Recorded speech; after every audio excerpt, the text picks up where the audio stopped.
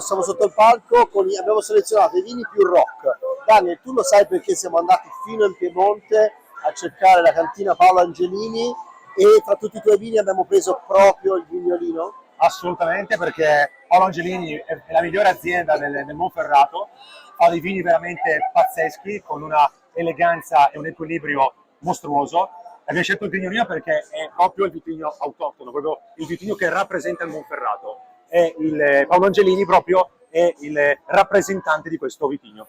Ecco, questo colore così scarico, no? Perché sembra quasi un colore da passito o un colore di un vino molto evoluto, in realtà è giovane. Assolutamente sì, diciamo che il Grignolino è un vitigno molto importante e molto versatile, perché veramente può essere, nel senso può fare tutti i passaggi, può fare acciaio, può fare cemento, può fare barrique, ma diciamo che quello che lo caratterizza è questo tannino che apparentemente potrebbe sembrare un vino, diciamo, docile, un vitigno, come dice con noi, quasi confondere con un rosato. Invece anche poi il nome, Vignolino, poi lo vede rosa, invece in bocca la grinta grinta, viene potenza, fuori. struttura.